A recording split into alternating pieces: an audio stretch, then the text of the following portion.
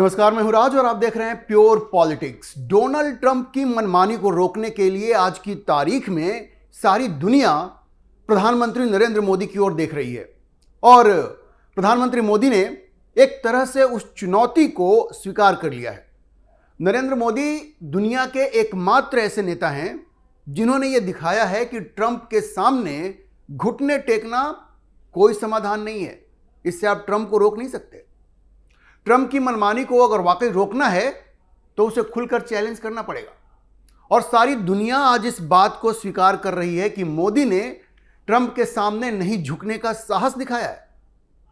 ऐसा साहस दुनिया के दूसरे किसी नेता ने नहीं दिखाया है। आप याद कीजिए, पहले ट्रंप को नोबेल पुरस्कार के लिए नॉमिनेट करने से साफ मना कर दिया। ट्रंप चाह रहे थे कि भारत पाकिस्तान के बीच जो सीज फायर हुआ उसका क्रेडिट आसिम मुनीर की तरह नरेंद्र मोदी भी उनको दें और नोबेल पुरस्कार के लिए नॉमिनेट कर दें। मोदी ने साफ मना कर दिया। उसके बाद ट्रेड डील पर ट्रंप की जो मनमाने मांग थे कि एग्रीकल्चर सेक्टर खोल दो, डेयरी सेक्टर खोल दो, बिल्कुल स्वीकार नहीं किया। 50% टैरिफ के बावजूद नरेंद्र मोदी ने रूस से तेल आयात करना बंद नहीं किया। यह दबाव बनाने के लिए ट्रंप ने 50% टैरिफ लगा दिया था भारत पे, आज भी है। लेकिन नरेंद्र मोदी ने तेल आयात करना रूस से बंद नहीं किया, बल्कि ये जो आयात जो है रूस से वो और बढ़ता ही जा रहा है। और अब खबर यह है कि थक हार कर ट्रंप को भारत के आगे, प्रधानमंत्री मोदी के आगे घुटने टेकने पड़े हैं। उनको यह बात समझ में आ गई है कि नरेंद्र मोदी को झुकाया नहीं जा सकता, घुटने टेकने पड़े उनको। और इसका प्रमाण क्या है? इसका प्रमाण है भारत में अमेरिका के जो नए राजदूत आए हैं, सर्जियो गोर, उनका बयान। अब उनको ये याद आ रहा है कि भाई मोदी और ट्रंप तो रियल फ्रेंड्स हैं, रियल फ्रेंड्स, वास्तविक दोस्त हैं, सच्चे दोस्त हैं। वो ये भी कह रहे हैं कि भारत जो है वो अमेरिका का इसेंशियल पार्टनर है, बहुत ही महत्वपूर्ण पार्टनर है। इसके अलावा पैक्स सिलिका जो ग्रुप बनाया है उन्होंने सेमीकंडक्टर के लिए और चीन की चुनौती को खत्म करने के लिए या चीन की चुनौती का सामना करने के लिए, जो सेमीकंडक्टर के क्षेत्र में चीन का जो वर्चस्व है उसके लिए पैक्स सिलिका जो बनाया है उसमें अब भारत को भी शामिल कर रहे हैं। पहले जब बनाया था तो भारत को शामिल नहीं किया था, लेकिन अब उनको लग रहा है कि भारत के बगैर काम नहीं चलेगा तो उसमें भी शामिल कर लिया है। उसके अलावा अमेरिका में अभी जो बैठक हुई है G7 के फाइनेंस मिनिस्टर्स की और दूसरे लोगों को जो बुलाया जिन देशों को, उसमें भारत को भी शामिल किया। तो ट्रंप को यह बात बिल्कुल समझ में आ गई है कि नरेंद्र मोदी को एक तो झुकाया नहीं जा सकता और भारत इतना इंपॉर्टेंट देश है कि भारत के बगैर उनका काम चल नहीं सकता।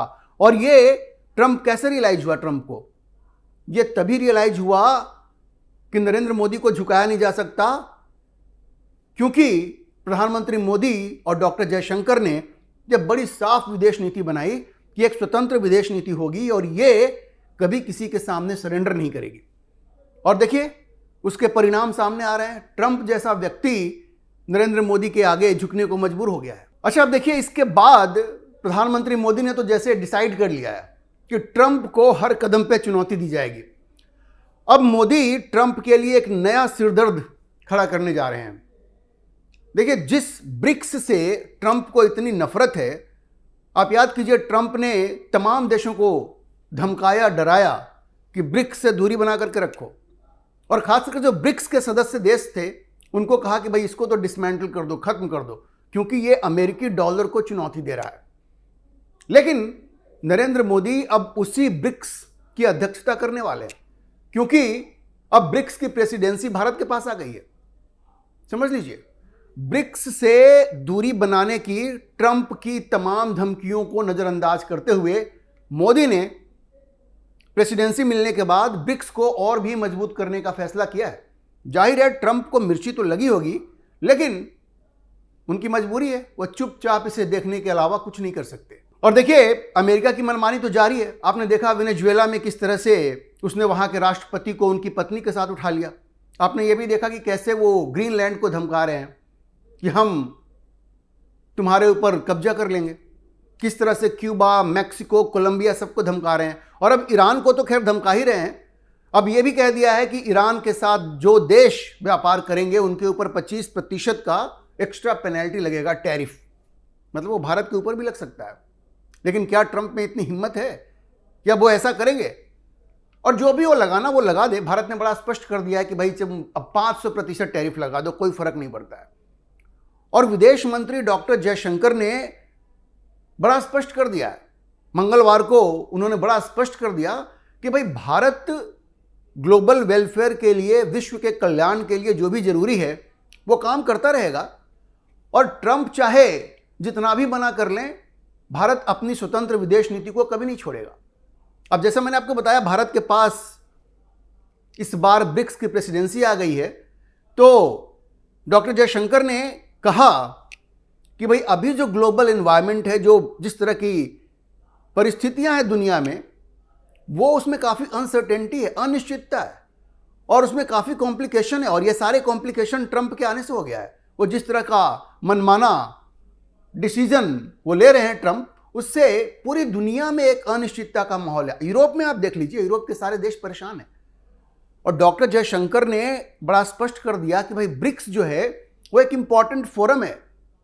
ट्रंप क्या कहते हैं कहते रहे, जयशंकर ने कहा कि ब्रिक्स इंपॉर्टेंट फोरम है जो डायलॉग को बढ़ावा देता है। ब्रिक्स किसी को धमकाता नहीं है। और जो विकास यात्रा है दुनिया की, उसमें ब्रिक्स का एक इंपॉर्टेंट रोल है। तो ब्रिक्स कहीं जा नहीं रहा है, ब्रिक्स यहीं पे है, ब्रिक्स रहेगा। और भारत ब्रिक्स को एक नई दिशा देगा अब जबकि वो प्रेसिडेंट बन गया है। अब जैसा मैंने आपको कहा कि भारत के पास तो ऑलरेडी 25% का एक्स्ट्रा टैरिफ है, तो 50% तो ऑलरेडी है। अब ये धमका रहे हैं कि भाई 25% और लगा देंगे अगर ईरान के साथ सौदा किया तो, व्यापार किया तो। लेकिन भारत उससे भी झुकने वाला नहीं है, और ब्रिक्स का कोई भी देश झुकने वाला नहीं है, ये आप जान लीजिए। ब्रिक्स में ब्राजील है, रूस है, भारत है, चाइना है, साउथ अफ्रीका है। ये सारे वो देश हैं जो ट्रंप के आगे झुकने वाले नहीं हैं। उसके अलावा मैं अभी आपको बताऊंगा कि इसके जो पार्टनर मेंबर्स हैं उनकी संख्या भी धीरे धीरे बढ़ती जा रही है।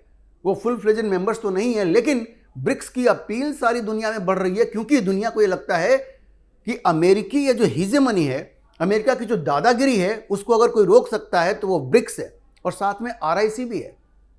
मैं अभी आपको बताऊंगा कि किस तरह से दुनिया ब्रिक्स और RIC की तरफ आंख गड़ाए हुए है कि भाई ये ब्रिक्स और RIC ही हमको ट्रंप की इस दादागिरी से बचा सकता है। अब देखिए, भारत में जब ये सम्मेलन होगा ब्रिक्स का, ये साल के अंत में होगा, तो इसके जितने भी बड़े देश हैं और जो एसोसिएट मेंबर्स हैं, जो पार्टनर मेंबर्स हैं, वो सब यहाँ आएंगे।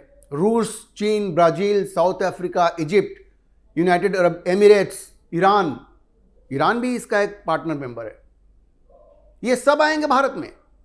और एक तरह से समझिए कि जितने भी ऐसे देश जिनको ट्रंप दबाने की कोशिश कर रहे हैं, रूस को तो दबा ही रहे हैं ना, चीन को दबा रहे हैं, ब्राजील के ऊपर तो भारत जैसा 50% लगाया हुआ है, साउथ अफ्रीका है, इजिप्ट है, UAE, ये सब परेशान है। ईरान को तो खैर धमकाया हुआ ही है, ईरान की लीडरशिप को उड़ाने का भी प्लान है। ईरान में जो खामेनेई हैं, कभी भी उनकी हत्या हो सकती है, आपको पता है, ट्रंप ने मन बनाया हुआ है, और इजराइल का भी समर्थन है।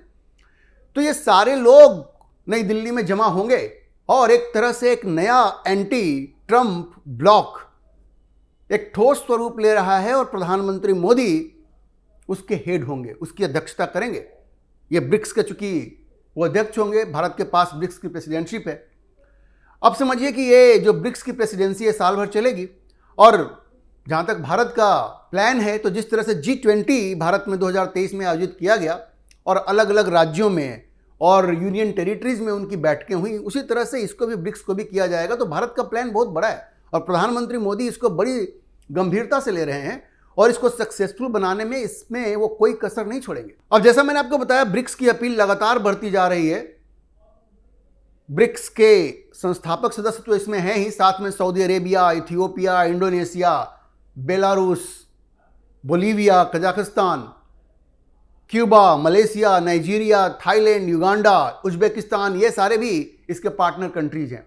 इसमें से सऊदी अरेबिया, इथियोपिया, इंडोनेशिया तो ऑलरेडी मेंबर बन चुके हैं इसमें, जबकि बाकी के ये सारे पार्टनर कंट्रीज हैं। तो देखिए, सारी दुनिया इस वक्त ब्रिक्स की तरफ देख रही है और नरेंद्र मोदी की तरफ देख रही है कि वो ट्रंप से लड़ने में एक फोर्स क्रिएट करें, एक नया ग्रुप बनाए जो कि ट्रंप से लड़ सके। भाई ट्रंप की इतनी ताकत है, अमेरिका की इतनी ताकत है, अकेले कोई देश नहीं लड़ सकता। ब्रिक्स में इतने पावरफुल देश हैं, भारत है, रूस है, चीन है, इनकी मिलिट्री ताकत भी इतनी है कि वो ट्रंप को चैलेंज कर सकते हैं। तो सारी दुनिया ब्रिक्स की तरफ देख रहा है और ट्रंप ब्रिक्स से डरे रहते हैं। वो तो ब्रिक्स को खत्म करना चाहते हैं, सबके ऊपर दबाव डालते हैं। उनको ये भी डर रहता है कि ब्रिक्स अपनी करेंसी लेकर के आ सकता है। हालांकि भारत ने कई बार कहा है कि ऐसा कोई प्लान नहीं है, लेकिन ट्रंप के मन में डर तो है ही ना, वो डर तो है।